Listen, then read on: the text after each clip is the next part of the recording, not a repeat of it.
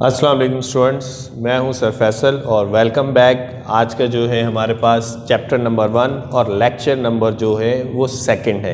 आज के हमारे टॉपिक है डेफिनेशन ऑफ अकाउंटिंग। अकाउंटिंग की डेफिनेशन क्या है। हम लोग जो है अपनी डेफिनेशन की तरफ चलते हैं। डेफिनेशन क्या है? Accounting is a set of tools. Accounting जो है एक टूल्स का जिसे कहते हैं सेट है। हमारे पास कोई भी दुनिया का जो इंजीनियर है या कोई इलेक्ट्रिकल इंजीनियर है, वो क्या है, उसके पास कोई ना कोई टूल्स होता है ताकि वो अपने काम को क्या कर सके, परफॉर्म कर सके। हमारे पास भी जिसे कहते हैं अकाउंटिंग जो है वो टूल है ताकि वो अकाउंटिंग की जितनी भी फंक्शंस हैं, जितनी भी परफॉर्मेंस है, उनको वो परफॉर्म कर सके। Accounting is a set of a tools standardize a step to record. इसके कुछ ना कुछ स्टैंडर्ड हैं, ठीक है, जो कि आपको उसको फॉलो करने होंगे, स्टेप्स को जिसे कहते हैं हमें फॉलो करना होगा। Business events, standardize step to record the business events. दुनिया के जितने भी आपके जिस कंपनी में भी हैं उसको बिजनेस इवेंट्स को रिकॉर्ड करना है। इट क्लासीफाई एंड समराइज, उसको बाद में क्लासीफाई भी करना है और फिर आपने उसे समराइज भी करना है। किस मकसद के लिए? टू रिपोर्ट द इन्वेस्टर्स, जो भी कंपनी में इन्वेस्ट जिसने किया हुआ है उस मकसद के लिए, उनको रिपोर्ट भेजने के लिए आपको ये सारी चीज़ें करनी होंगी। मैनेजमेंट को, कंपनी की जो मैनेजमेंट है उसको भी ये चीज़ दिखाने के लिए कि कंपनी में क्या हो रहा है, क्या चल रहा है, ये सब उस मकसद के लिए किया जाता है। क्रेडिटर्स के लिए, क्रेडिटर्स से मतलब ये है जिस भी शख्स ने आपकी कंपनी में पैसे इन्वेस्ट करे हुए हैं या आपको उन्होंने उधार पर पैसे दिए हुए हैं। बैंक्स वालों के लिए, जो भी जिस कंपनी में आपका जिसे कहते हैं कोई शेयर्स लगे हुए हैं और जिसके कहते हैं बैंक्स के ट्रांजैक्शंस को परफॉर्म करने के लिए, उनके लिए सारी अकाउंटिंग हमारे पास होनी चाहिए। Plus tax authorities, tax authorities से मतलब ये है कि कंपनीज को लाजमी तौर पे जो भी अर्निंग होगी, प्रॉफिट होगी, उसके बीच में कुछ ना कुछ क्या करना पड़ता है, टैक्स भी देना पड़ता है।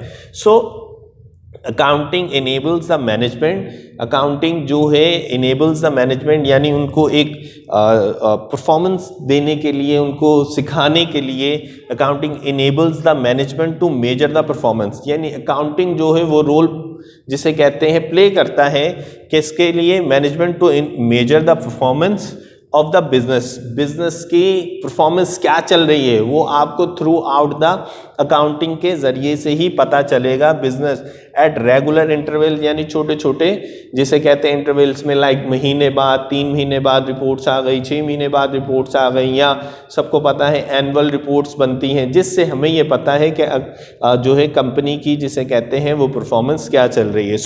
मैं इसको थोड़ा सा रिपीट कर दूं कि अकाउंटिंग जो है वो क्या चीज़ है। हमारे पास एक टूल्स का सेट है जो कि दुनिया में, आपको पता है दुनिया में इस वक्त जो भी काम यानी फाइनेंस के हिसाब से चल रहा है, बैंकिंग सेक्टर पे चल रहा है, वो थ्रू आउट द अकाउंटिंग के ज़रिए ही चल रहा है। अब जाहिर सी बात है कि जो भी काम चल रहा होता है उसका कोई ना कोई रूल्स एंड रेगुलेशन ज़रूर होती हैं, यानी कोई ना कोई स्टेप्स होते हैं रिकॉर्ड करने के लिए।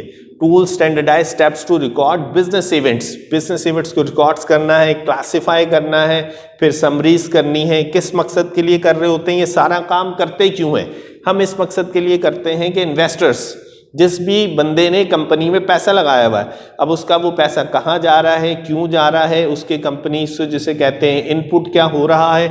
मैनेजमेंट, जाहिर सी बात है मैनेजमेंट का काम क्या चीज़ है, वो उसको ओवरऑल देखना है कि हमारी कंपनी की परफॉर्मेंस कहाँ पे जा रही है। क्रेडिटर, जिस भी शख्स से आपने पैसे उधार लिए हुए हैं, बैंक्स वालों के लिए, जितने भी बैंक से आपकी ट्रांजैक्शंस होती हैं। टैक्स अथॉरिटी, जब आपके पास अर्निंग हो जाएगी कंपनी को तो डेफिनेटली टैक्स भी देना पड़ता है। ओवरऑल डेफिनेशन ऑफ अकाउंटिंग में हमारे पास क्या है कि आपको जिसे कहते हैं 3 या 4 चीज़ों के लिए काम कर रहे होते हैं, यानी 3 और 4 मकसद होते हैं इसके अंदर।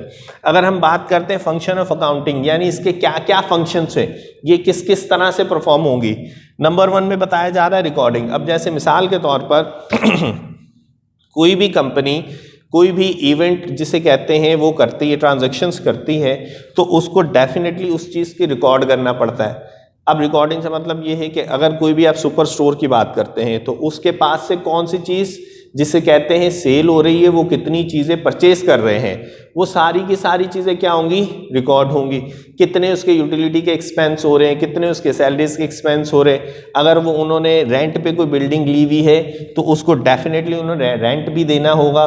सो हमारे पास वो क्या चीज़ें होती हैं, सारी की सारी चीज़ें रिकॉर्ड होंगी, वो चाहे कैश से रिलेटेड हो, वो चाहे जिसे कहते हैं क्रेडिटर यानी उधार पर हो, वो सारी की सारी चीज़ें जो है हमारे पास रिकॉर्ड होंगी। उसके बाद क्या चीज़ आ जाती है, क्लासिफाई।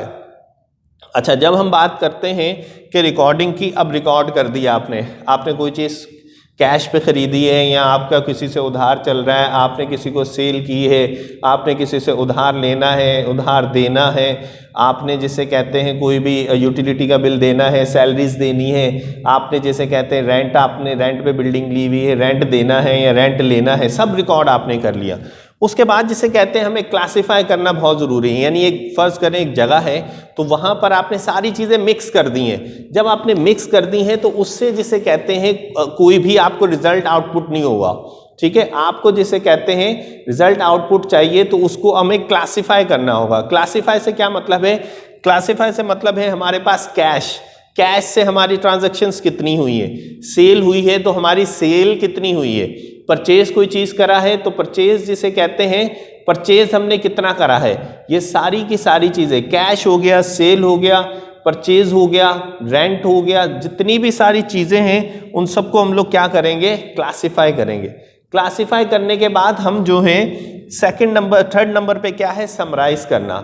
समराइज करने से मतलब क्या है, उसकी समरी बना लेना, ताकि हमारे पास अब कैश से ट्रांजैक्शन जो दुनिया की बड़ी बड़ी कंपनीज हैं वो जिसे कहते हैं सेल करती हैं हज़ारों में, लाखों में, ठीक है। उन सबको जो है ना हिसाब किताब रखना होगा।